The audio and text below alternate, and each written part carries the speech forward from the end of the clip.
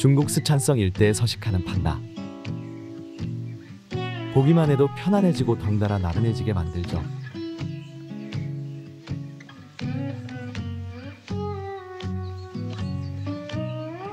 판다는 곰과 동물이지만 다른 곰들과는 다른 점이 있는데요. 바로 겨울잠을 자지 않는다는 것입니다.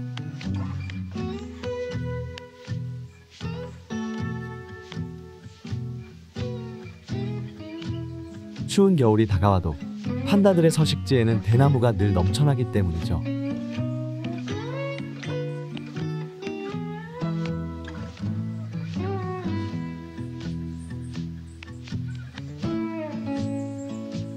둥글둥글하게 생긴 판다는 보통 70에서 120kg까지, 정말 많으면 160kg까지 나간다고 합니다. 원래는 곰과의 동물이라 전형적인 육식동물의 소화기관을 가지고 있지만 진화하는 도중에 고기에서 느낄 수 있는 감칠맛을 더 이상 느끼지 못하자 대나무나 고기나 거기서 거기인 맛이라고 인지하게 되었고, 힘들여서 고기를 잡아먹느니 주변에 널린 대나무나 먹는 게 더 편하다는 것을 깨닫고 이렇게 식습관이 변했답니다.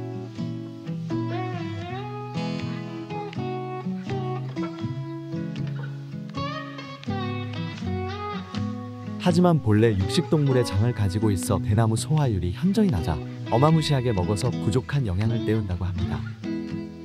다 자란 판다는 매일 30kg의 대나무를 먹는다고 해요.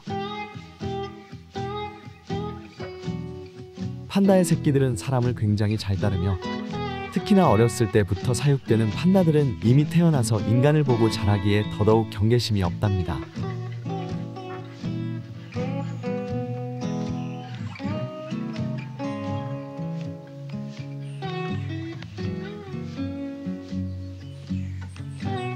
이런 사육사들의 노력이었을까요? 판다는 2021년 멸종 위기종에서 취약종으로 등급이 낮아졌답니다. 정말 어마무시하게 먹네요.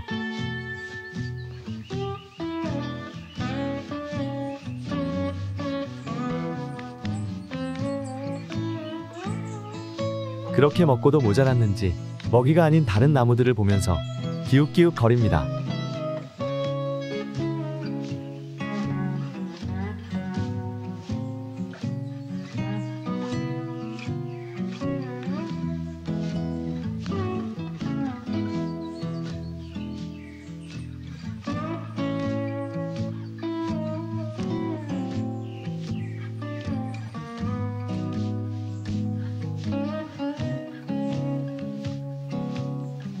다 먹었으니 잠이 오는지 그대로 자리에 앉아 잠에 듭니다.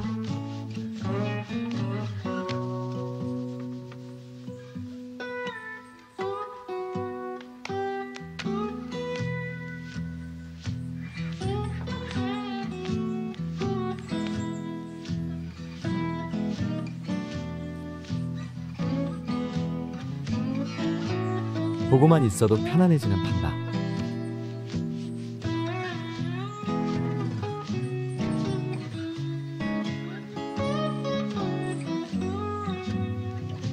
너무 귀엽지 않나요?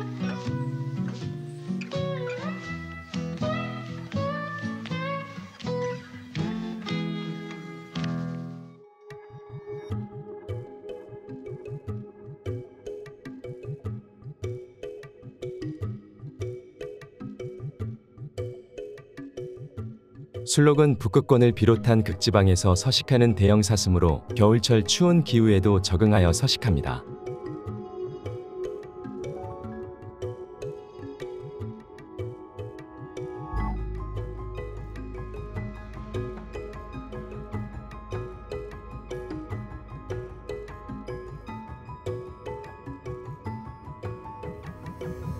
아시아, 유럽, 북아메리카 등 북반구 지역의 대부분 지역에서 서식하며 사슴종 중에서 유일하게 수컷과 암컷 모두 뿔을 가지고 있습니다.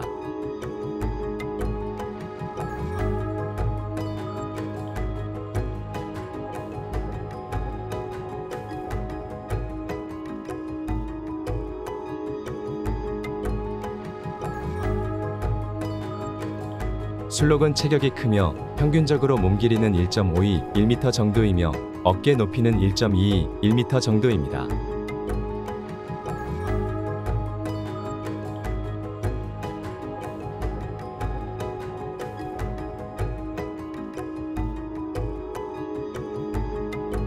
수컷은 몸무게가 300kg 이상이며 암컷은 100kg 정도입니다.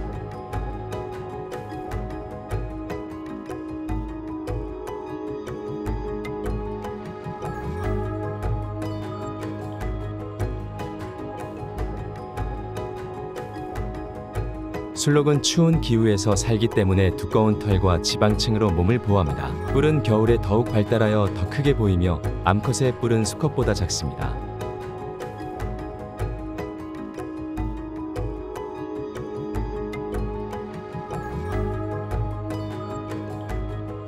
술록은 주로 지푸라기, 이끼, 식물의 줄기와 잎을 먹이로 섭취합니다. 술록은 하루에 2kg 이상의 식물을 먹어야 하며 그중 대부분은 수분 함량이 높은 먹이를 먹어야 합니다.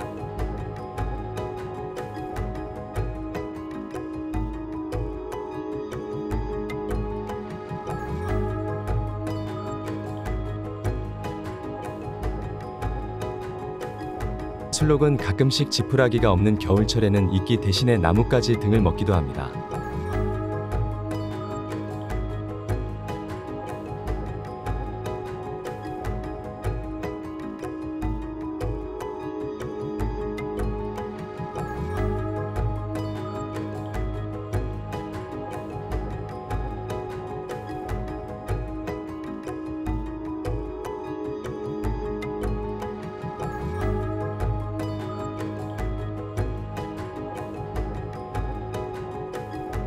술록은 온순한 이미지 때문에 각종 예술 문화에서 중요한 역할을 합니다. 예를 들어 북극 지방에서는 산타클로스의 탈것으로 유명하며 핀란드와 스웨덴 등의 문화에서는 술록이 있는 눈 덮인 숲을 배경으로 하는 동화가 전해져 왔습니다.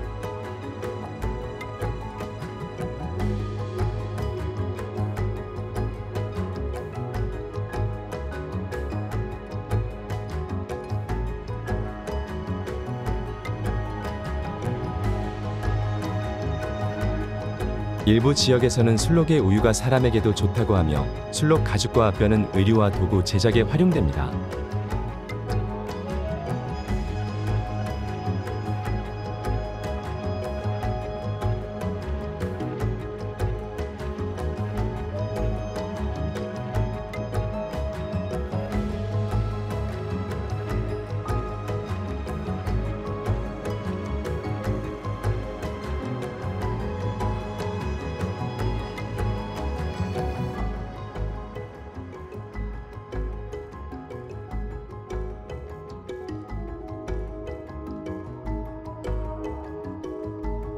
루돌프로 익숙하고 뿔이 크고 멋진 술록이었습니다.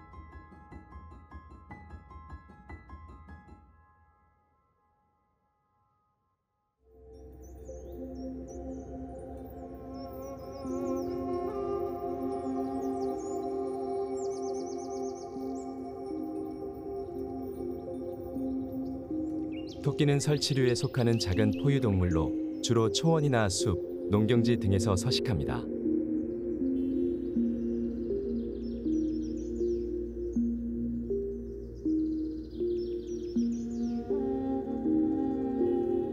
먹이는 주로 식물인데 풀, 잎, 껍질, 뿌리, 열매 등을 먹습니다. 대부분 야행성이며 밤에 활동하는 경우가 많습니다.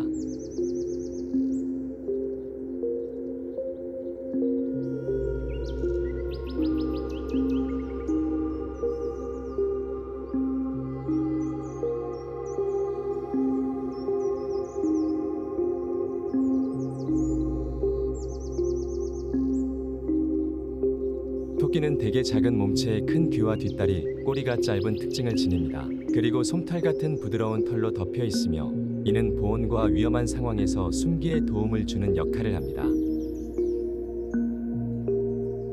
귀는 온도 조절과 청각에 중요한 역할을 하며 몸체 크기에 비해 큰 귀는 먼 거리에서 소리를 잘 들을 수 있도록 도와줍니다. 독특한 특징으로 모든 방향에서 올 때의 위험을 느끼면 갑작스럽게 튀어오르면서 머리카락 같은 털을 흩뿌리고 위험을 알리는 경보제도 가지고 있습니다.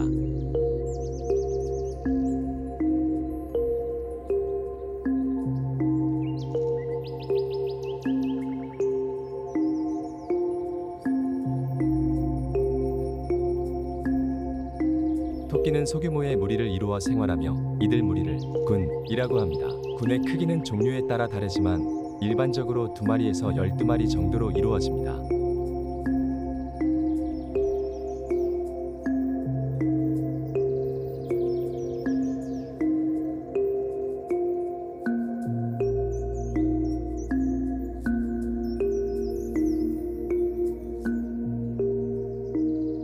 빠른 이동성과 숨기에 능숙하여 많은 포식자로부터 쉽게 벗어날 수 있습니다.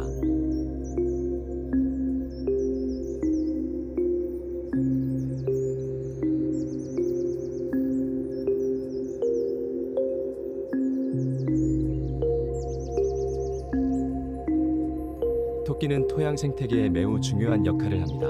식물을 먹으면서 흙을 파내고 흙을 밀어내어 수분이 적은 사막 지역에서도 식물이 자랄 수 있게 만듭니다.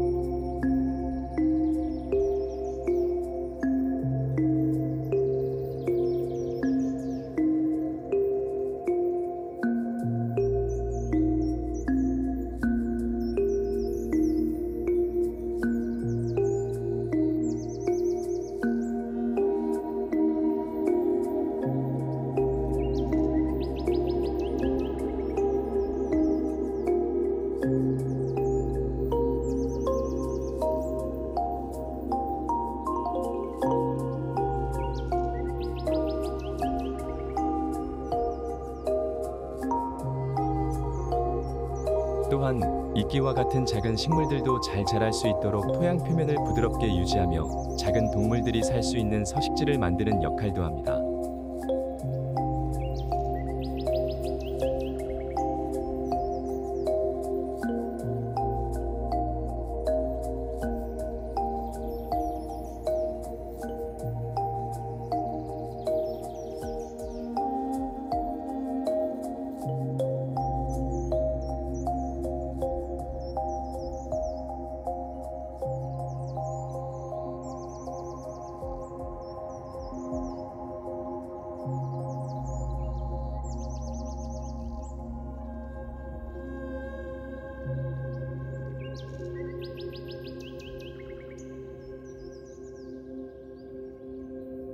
큰 귀에 깜찍한 이미지를 갖고 있는 토끼였습니다.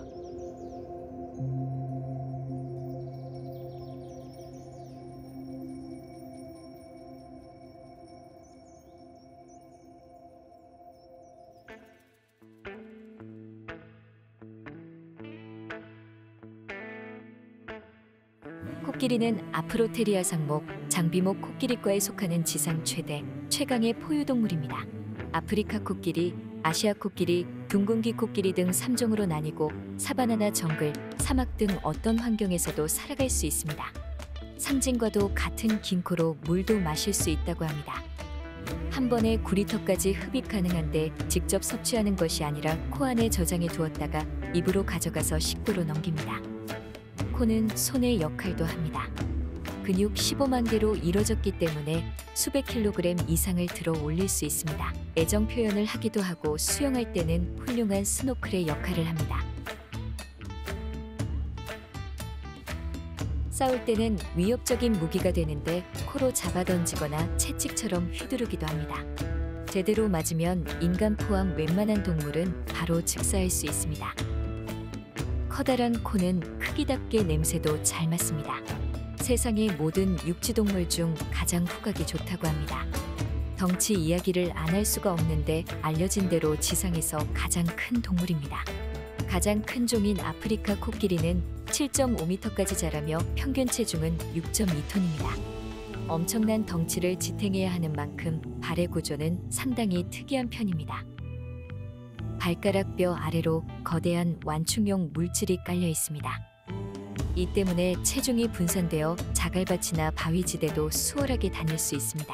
발에 거대한 깔창이 장착되어 있는 셈입니다. 아프리카뿐 아니라 전 세계에서 코끼리를 이길 수 있는 동물은 없습니다. 가끔 맹독을 가진 동물을 소개할 때 코끼리도 쓰러뜨리는 맹독이라는 표현이 나오는데 완전한 거짓말입니다. 세상에 코끼리의 지방층을 뚫을 수 있는 독을 가진 동물은 없습니다. 코끼리와 코뿔소에 망측하면서도 재미있는 이야기가 하나 있습니다. 아프리카에는 허리가 부러진 채 죽은 암컷 코뿔소가 자주 발견된다고 합니다. 코뿔소를 죽인 범인은 다름 아닌 수컷 코끼리인데 발전기의 짝을 못 찾은 코끼리들이 코뿔소를 상대로 욕구불만을 해소하는 겁니다. 6톤에 이르는 거대한 몸집을 지닌 코끼리를 상대하는 코뿔소는 당연히 척추와 갈비뼈가 부러진 채 죽게 되며 저항을 한 경우 시체는 더욱 끔찍하다고 합니다. 코끼리가 아프리카의 진정한 서열 1위이고 성격도 온순하지 않다는 건 거의 팩트지만 한 가지 잘못 알려진 사실도 있습니다. 죽을 때가 되면 코끼리 무덤이라 불리는 곳으로 가서 조용히 숨을 거둔다는 것이 그것인데요.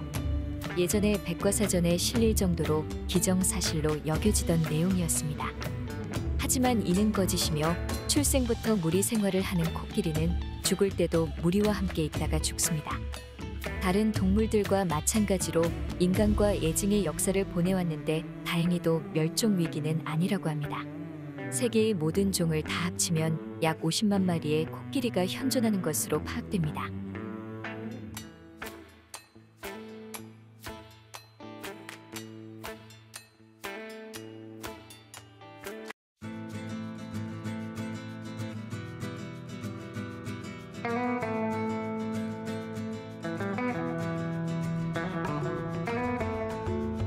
낙타는 소목 낙타과 낙타 속에 속하는 동물입니다. 주로 사막 지역에 서식하며 강인한 생명력으로 유명합니다. 2010년 기준 지구상에 약 1,400만 마리의 낙타가 사는데 90%가 단복 낙타입니다.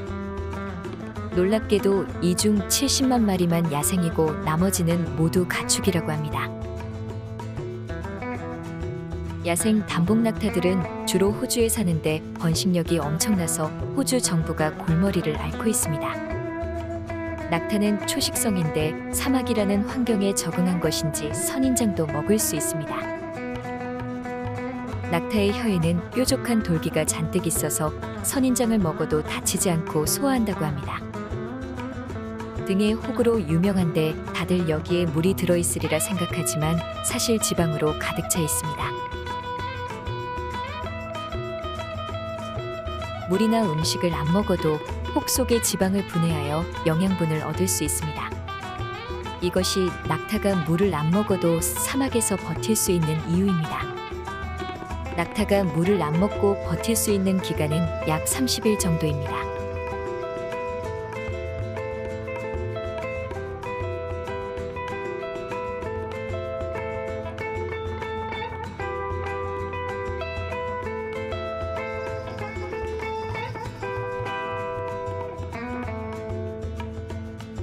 혹은 물을 안 먹는 기간 동안 점점 줄어들고 다시 물과 음식을 섭취하게 되면 솟아오른다고 합니다.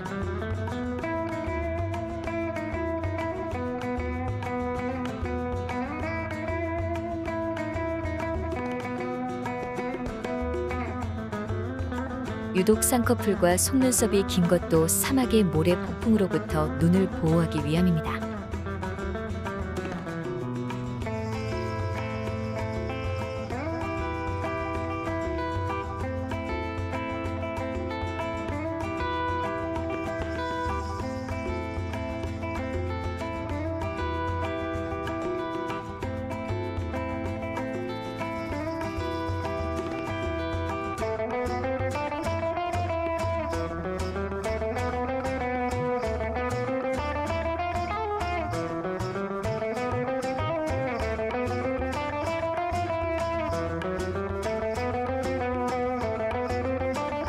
이상으로 알면 알수록 신비한 동물 낙타였습니다.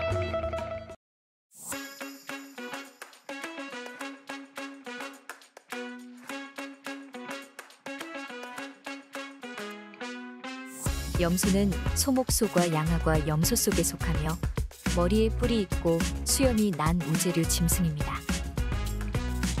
흔히들 양과 염소를 혼동하곤 하는데 실제로 대한민국에서는 2017년까지 양과 염소를 동일한 동물로 취급했다고 합니다. 이를 악용한 부작용 때문에 지금은 법이 개정되었습니다. 염소의 눈은 낮에는 직사각형 모양, 밤에는 원형이 됩니다. 낮에 눈동자 모양이 바뀌는 이유는 빛을 더 적게 받아들이기 위함이고 반대로 밤에는 눈에 들어오는 빛을 늘리기 위해 동공을 확대시킵니다. 번식력이 실로 엄청나서 세계 여러 곳에서 개체 수를 조절한 사례가 많았습니다. 상과들 어디나 다 적응이 가능하며 산천초목 다 먹고 육식까지 가능한 식욕 때문에 생태 파괴의 주범으로 몰린 적이 많습니다. 그러나 진정한 생태 파괴자가 과연 염소인지 인간인지는 되짚어볼 일입니다. 염소의 성격은 까칠하다고들 하는데 이는 어느 정도 사실입니다. 실제로 머리로 들이받는 경우가 많은데 염소들끼리 싸울 때도 박치기 공격을 주로 합니다. 염소의 두개골 구조가 박치기를 해도 뇌가 손상되지 않기에 친척벌되는 양들도 박치기를 잘한다고 합니다. 엄청난 식성 덕분에 산불 예방용으로 염소가 이용되기도 했습니다. 실제로 미국 캘리포니아에서는 나무 밑 풀이 많아 산불 우려가 있는 산에 염소를 풀어놓아 산불을 예방했다고 합니다. 염소들이 빠른 시간 내에 초목을 먹어 치우기 때문입니다.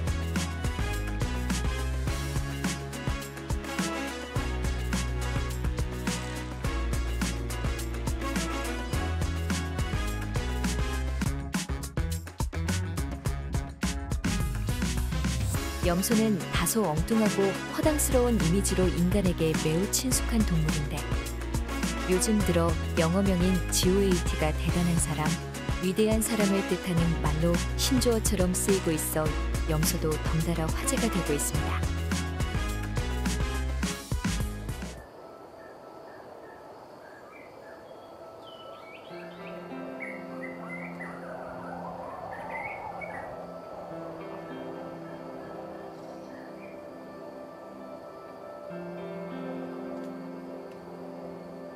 크고 둥근 뿔이 인상적인 동물. 이 친구의 이름은 바로 무플런입니다.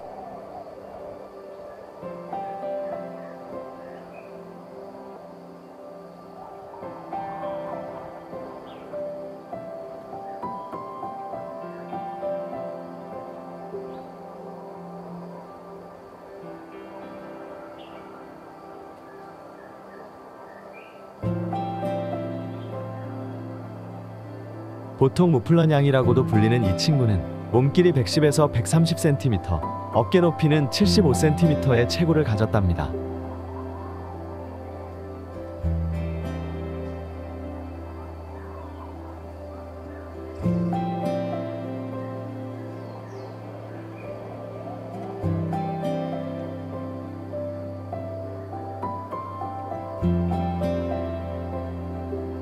몸무게는 적게는 25kg, 많게는 55kg으로 그리 무겁지 않아요.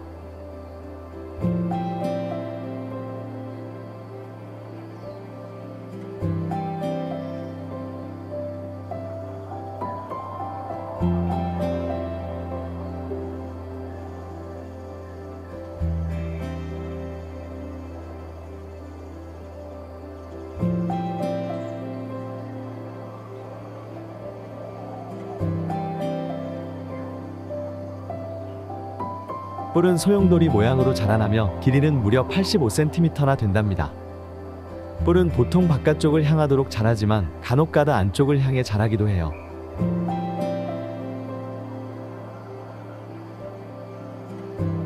산악지대에 살고 있는 무플런은 산림 속 가운데 특히나 바위가 많은 곳에 살고 있어요.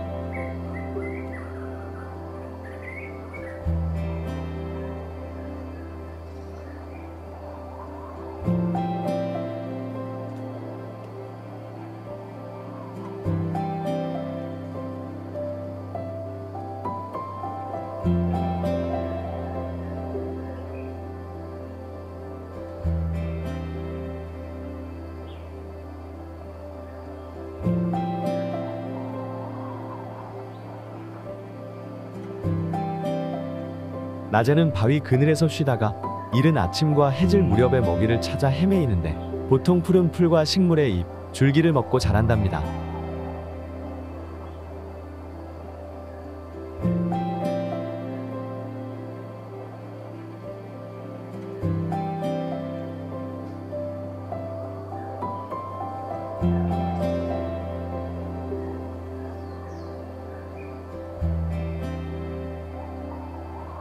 작은 무리를 이루어 살아가는 무플런은 암컷과 새끼로 이루어진 무리 그리고 수컷의 무리로 나누어져 지낸다고 해요.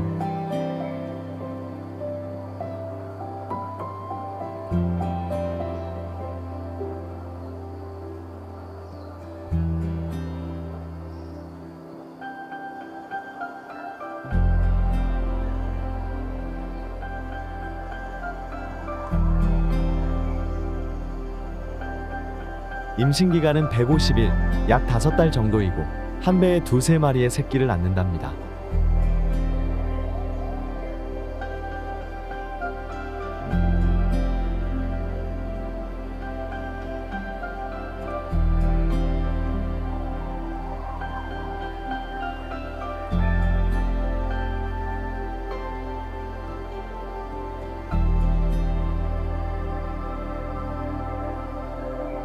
야생의 양으로서 우리가 양하면 떠올리는 면양의 유력한 선조로 추정되는 동물이랍니다.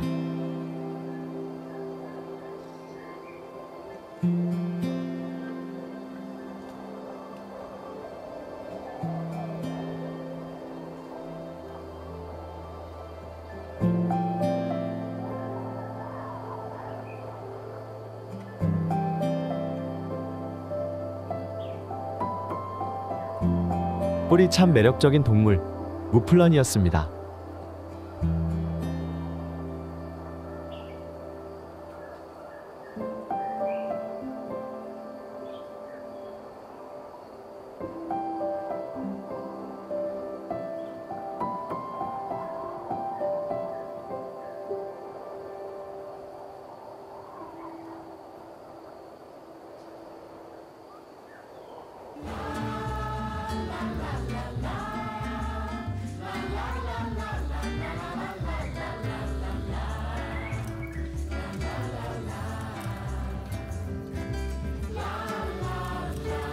천연기념물 제217호 사냥입니다.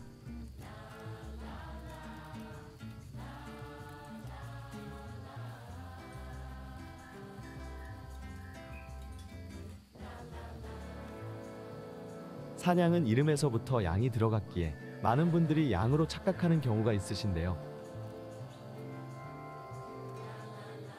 같은 양화과에 속해 있어서 친척벌 정도는 되지만 양이 아닙니다.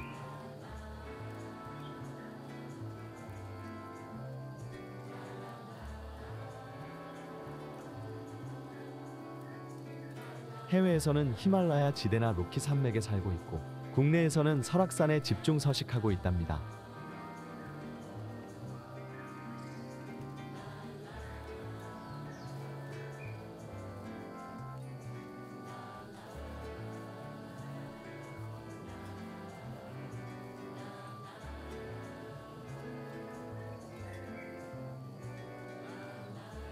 반달가슴곰에 이어서 두 번째로 복원이 시도되는 야생동물 종이에요.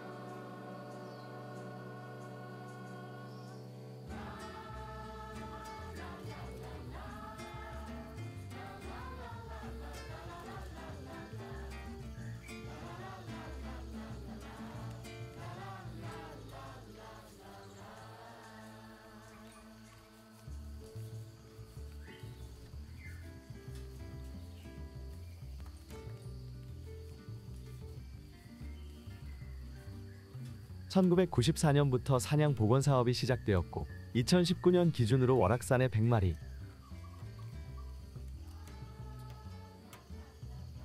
그 외에도 설악산에 260마리, 오대산에 95마리,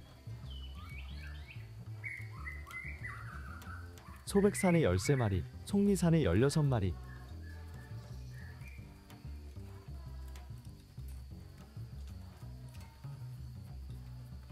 태백산에 10마리, 주황산에 4마리, 울진에 93마리, 인제에 117마리의 사냥이 서식하는 것으로 보아 복원이 성공적으로 진행되었다고 보고 있답니다.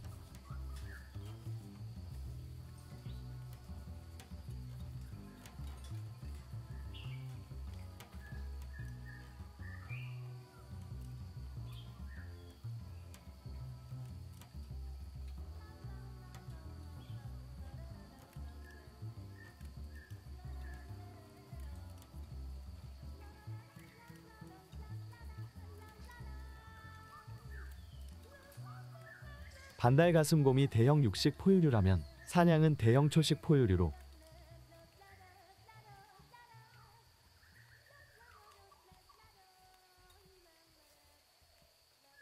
한반도에 서식 중인 초식 동물 중 최상위에 위치한다고 보면 된답니다.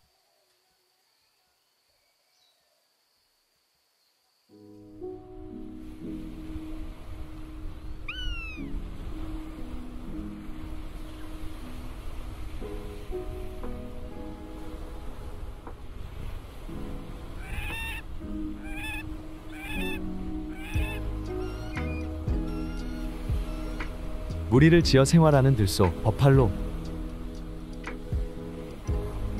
몸집이 상당히 큰 편에 속하는 버팔로는 2.5에서 3.5m, 체중은 300에서 900kg이 나가고 간혹가다 1톤이나 나가는 버팔로도 발견된다고 합니다.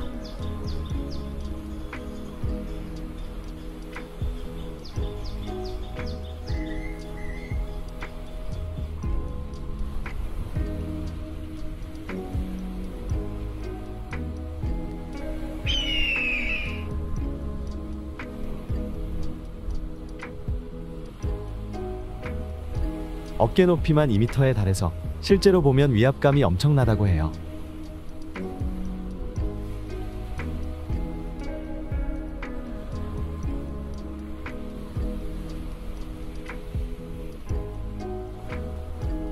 다 큰 개체들은 천적이 거의 없고 포식자들도 함부로 건드리지 못한다고 해요.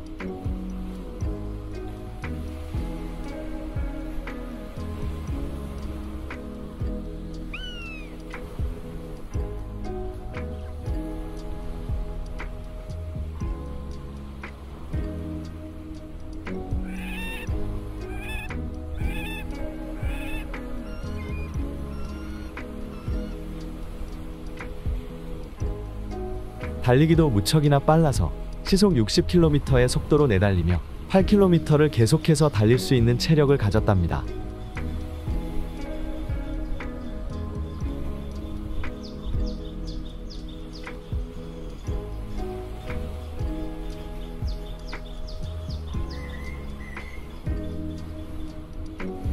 보통 온순한 성격을 가진 버팔로는 가까이에서 자극을 받으면 흥분해서 달려들 수 있기 때문에 함부로 접근하는 것은 위험하다고 해요.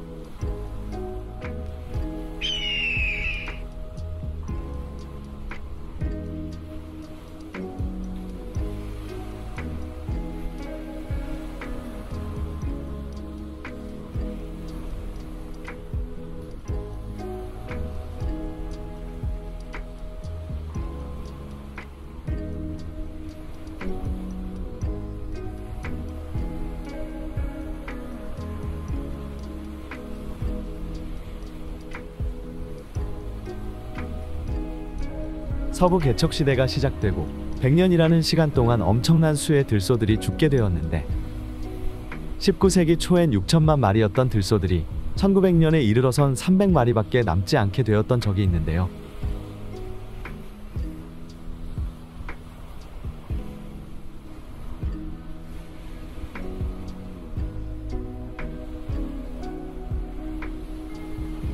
뒤늦게 사태의 심각성을 깨달은 정부가 보호 정책을 시작하고 개체수 회복에 힘을 쓴 덕분에 3만 마리 가량으로 늘어났다고는 하지만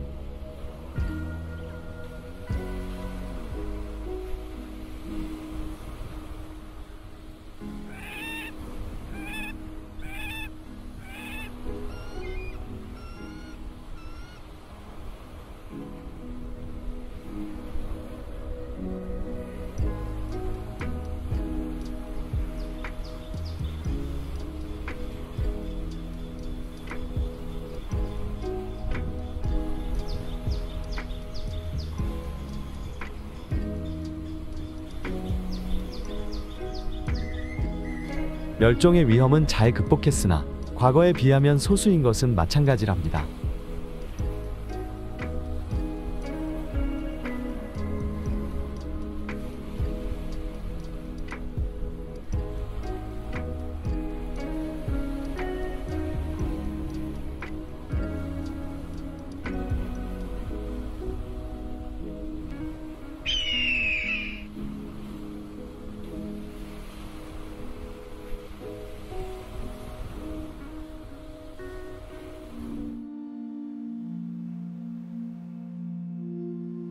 유연하게 도약하는 사막의 우아한 동물 임팔라입니다.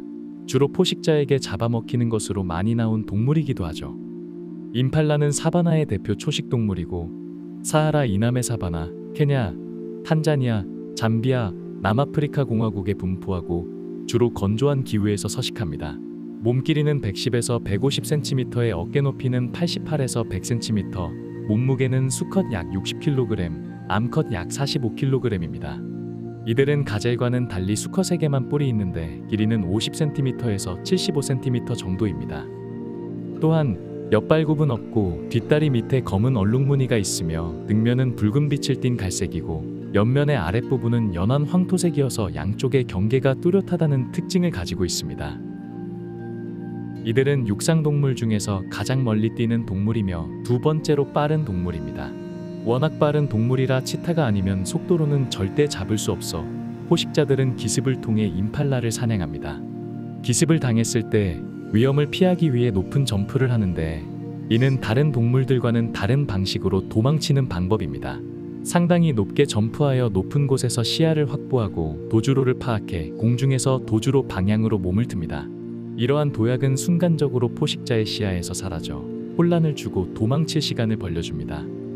임팔라의 도약은 약 3에서 4m까지 높이에 달할 수 있습니다. 천적으로는 고양잇과 포식동물과 자칼, 개코원숭이, 나이라거가 있습니다.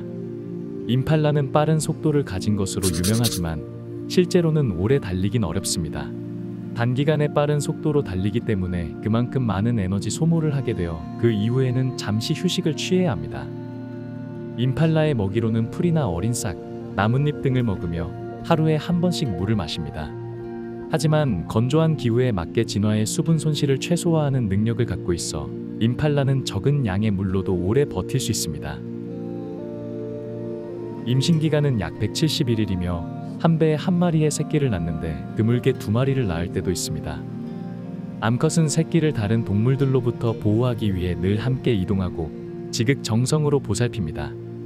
임팔라 새끼는 약 4개월에서 6개월 정도의 시간을 지나면 점차 독립성을 갖추게 됩니다. 그러나 암컷은 여전히 새끼를 성체가 될 때까지 보호하고 돌봅니다. 임팔라는 사회적인 동물이며 작은 집단인 헤어드를 형성합니다.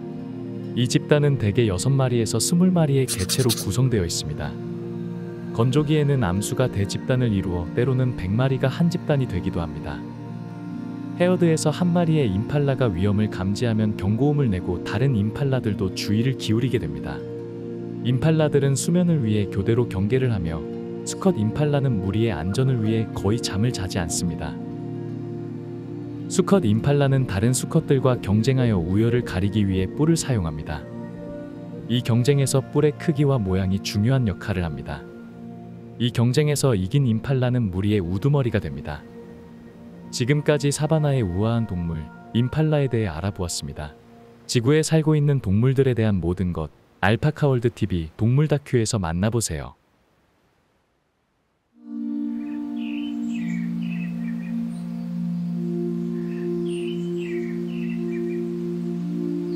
크고 위협적인 뿔을 가진 코뿔소입니다.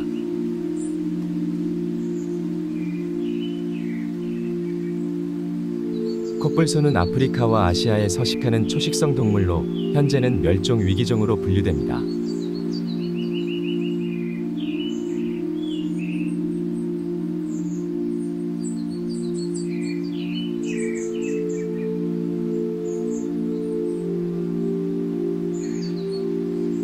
이들은 몸집이 크고 강력한 체력을 가지고 있으며 일반적으로 두 개의 뿔과 짧은 꼬리, 진한 회갈색의 가죽으로 덮인 몸이 특징입니다.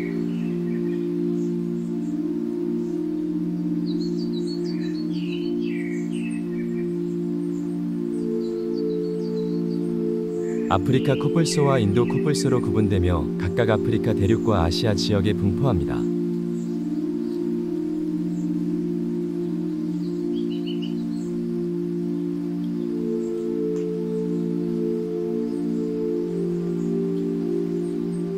일반적으로 코뿔소는 몸 길이가 2m 정도이며 체중은 600kg에서 1톤까지 무게가 나갑니다.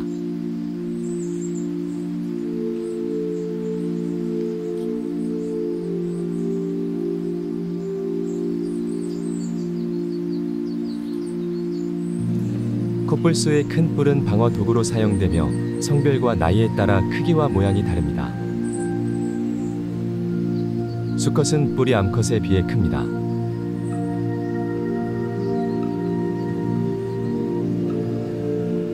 코뿔소의 뿔은 공격적으로도 사용되지만 먹이를 찾기 위해 땅을 파거나 나무를 부술 때 사용되며 먹이는 하루에 100kg까지 먹는다고 합니다.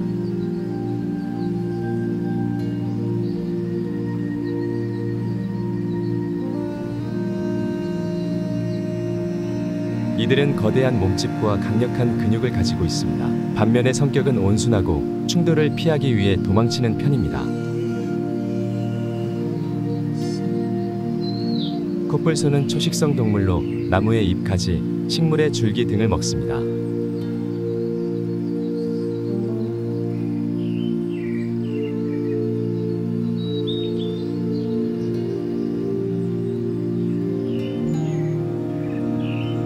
코뿔소는 시력이 나쁜 동물입니다. 그렇기 때문에 이들은 소리나 냄새, 진동 등을 민감하게 감지할 수 있는 능력이 발달되었습니다.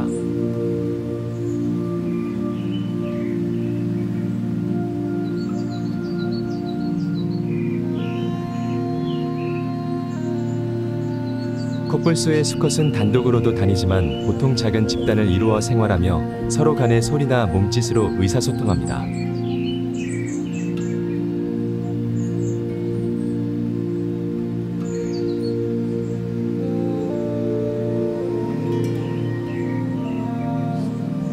이런 코뿔소는 인간에 의해 멸종위기의 위험에 놓여 있습니다. 인간이 서식지를 파괴하고 코뿔소의 뿔을 장식품 혹은 약재로 만들기 위한 밀렵꾼의 불법 사냥이 이뤄지고 있기 때문입니다.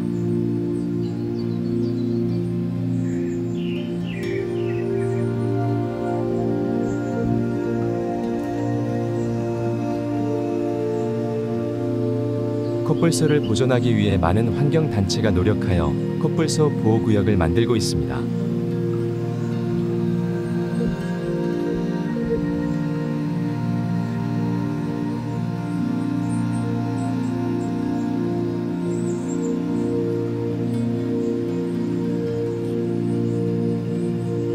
코뿔소를 쉽게 볼 수 없는 한국에서도 코뿔소의 보존을 위해 관심을 가져야 합니다. 코에 뿔이 달린 신기한 동물, 코뿔소였습니다.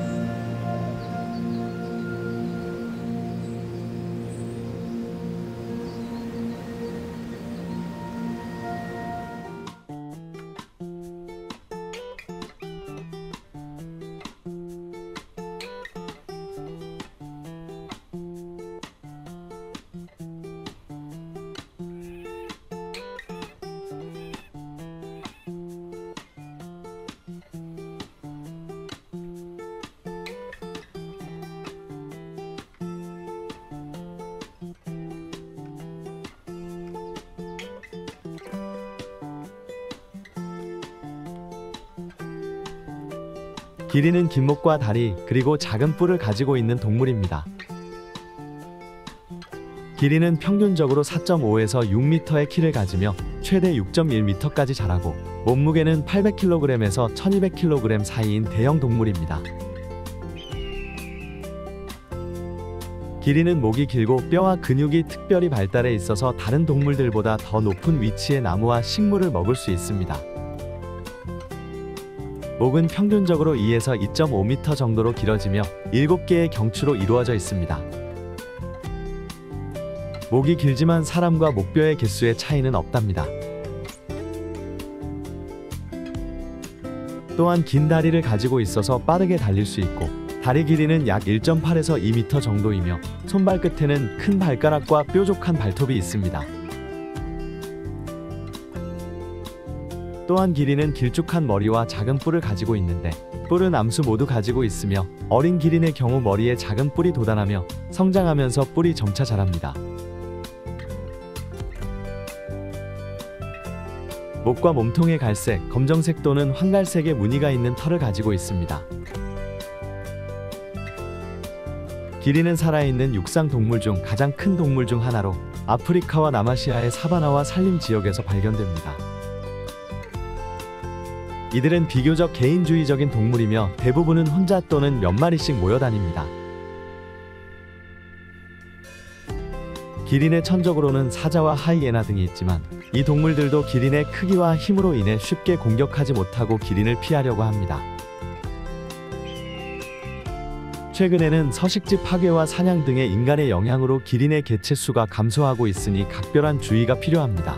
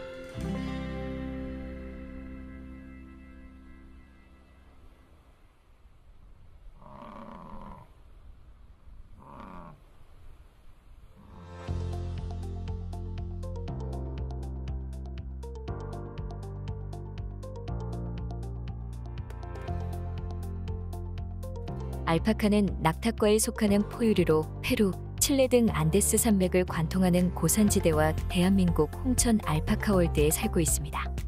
해발고도 4,200에서 4,800m 산악지대에서 사는 동물답게 털이 두텁고 혈액의 산소 운반 효율이 좋아서 산소가 부족한 고산지대에서도 살아갈 수 있습니다.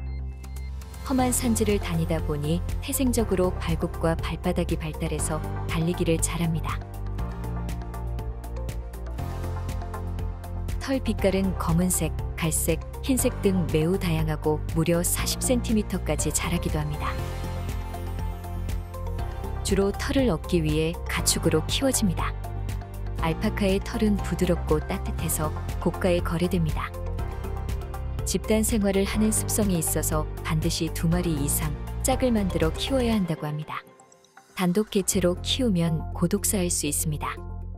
수컷 한 마리에 암컷 여러 마리가 새끼와 함께 무리지어 생활하고 임신 기간은 약 11.5개월 정도이며 새끼는 한 마리씩 낳습니다.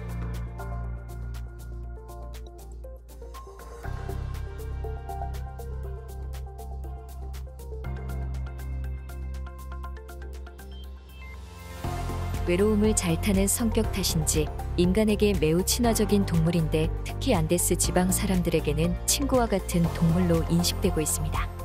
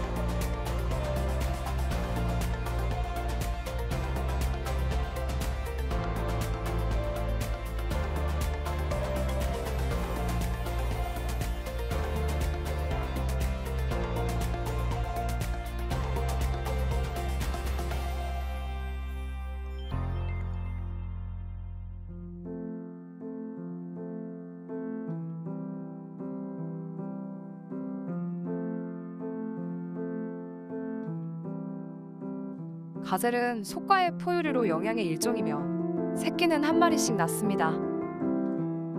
달리는 속도가 빠르며 생김새는 섬세하며 우아하고 몸통은 좁고 길고 다리도 가늘고 깁니다.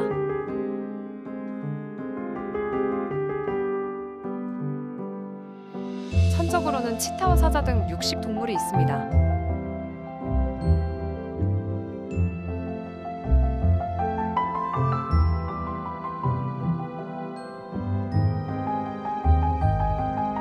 가젤은 아프리카, 아라비아 반도, 아프가니스탄, 이란, 인도, 몽골 등에 분포해 있습니다.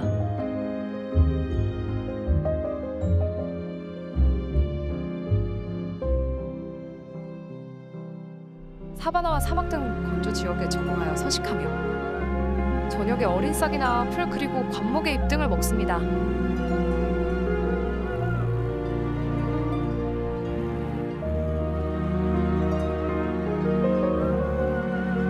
식물에서 얻는 것으로 충분하다고 합니다.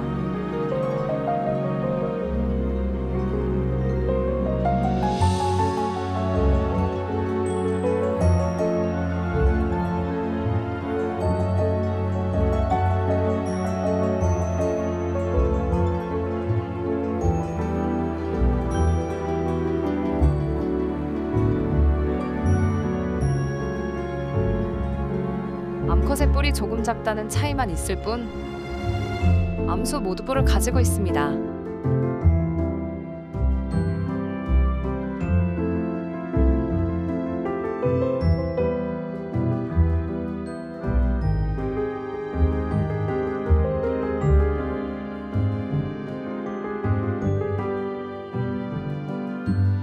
신석기 시절 염소보다 더 빠른 시기에 가젤을 사육하려던 시도가 있었지만 점프를 잘하는 가젤의 특성 때문에 목장에 울타리를 쳐도 탈출을 해서 목축업을 위한 가축으로 키우긴 어려웠습니다.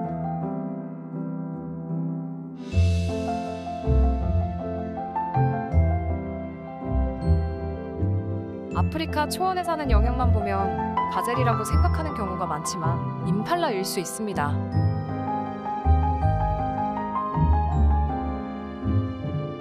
임팔라와 가젤을 쉽게 구분할 수 있는데 옆구리에 검은 줄무늬가 있고 등과 배의 색깔 구분이 선명한 것이 가젤입니다.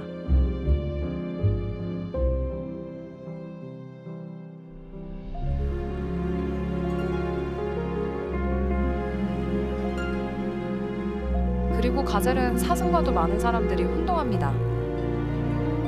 사슴과는 뿔만 봐도 구분이 가능합니다. 사슴의 뿔은 가지 모양으로 1년 동안 빠지고 새로 자라지만 가젤의 뿔은 S자이거나 일자 모양이고 새로 자라지 않는답니다.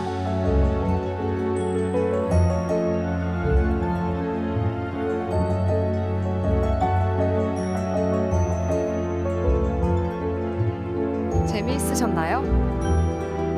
오늘의 동물 가젤 이야기는 여기까지. 구독과 좋아요는 알파카월드 TV에 많은 힘이 됩니다. 그럼 다음 동물로 또 만나요.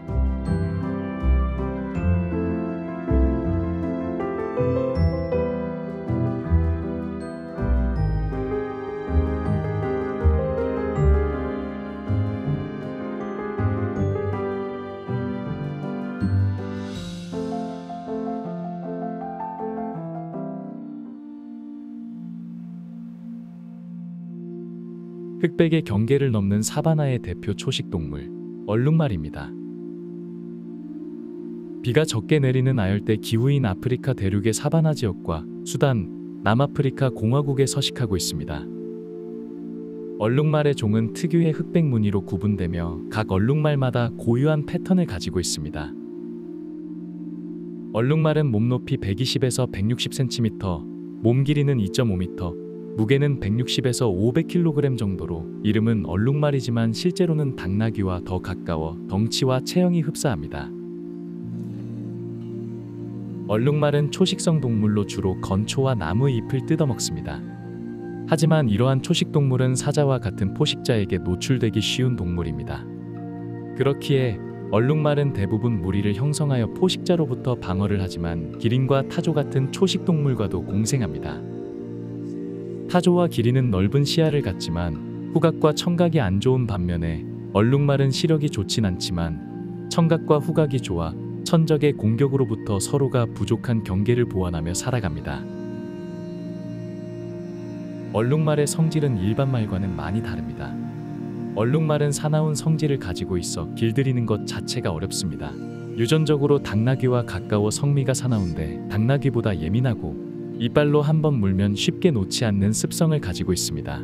또한 얼룩말의 체격은 몸통에 비해 머리가 크고 척추가 휘어져 있으며 지구력도 떨어져 일반 말처럼 타고 다니기는 부적합해 가축화로부터 멀어졌습니다. 의외로 얼룩말의 울음소리는 말과는 전혀 달리 개처럼 짖는 소리를 냅니다.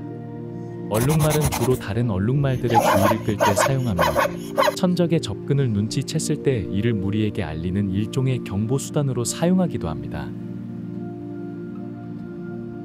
얼룩말의 흥미거리는 몸의 줄무늬입니다. 얼룩말의 줄무늬는 흰 바탕에 검은 줄무늬냐 검은 바탕에 흰 줄무늬냐로 의견이 분분했습니다. 얼룩말의 털을 깎으면 검정색 피부가 나오기에 검은 바탕에 흰 줄무늬가 정설입니다. 이외에 얼룩말의 줄무늬에 대한 여러 학설이 존재하는데 포식자들의 눈이 생맹이라 눈에 띄는 줄무늬는 오히려 보호색이 된다는 설과 동물의 피를 먹는 채채파리의 시각을 교란하기 위해 줄무늬가 진화했다는 설, 그리고 흰색, 검은색 줄무늬가 빛의 흡수를 달리하여 대류현상을 일으켜 몸에 열을 식히는 용도가 된다는 설이 있다고 합니다. 성체 얼룩말의 뒷발로 걷어차는 힘이 매우 강해서 사자와 같은 포식자들도 얼룩말을 사냥하려다 큰 부상을 입거나 죽기도 합니다. 얼룩말에게 뒷발로 얼굴을 맞은 맹수들이 턱뼈가 완전히 부서져서 먹이를 먹지 못해 결국 얼마 살지 못하고 죽는 경우도 있습니다. 뒷발 차기만큼이나 강력한 얼룩말의 송곳니는 치명상을 입히기에 충분한 무기입니다. 심지어 얼룩말의 구강 구조는 호두 까는 도구와 비슷하게 생겼기에 그 위력이 상당합니다. 따라서 천적 포식자들도 성체 얼룩말 한 마리를 잡기 위해선 목숨을 걸어야 하고 무리 사냥으로 시도합니다. 얼룩말은 수명이 25에서 30년 정도이지만 그때까지 살아서 늙어 죽는 얼룩말은 거의 없고 대부분이 포식자의 먹이가 되거나 건기의 갈사로 생을 마칩니다. 흑백의 줄무늬가 매력적인 동물, 얼룩말에 대해 알아보았습니다. 지구에 살고 있는 동물들에 대한 모든 것, 알파카월드 TV 동물 다큐에서 만나보세요.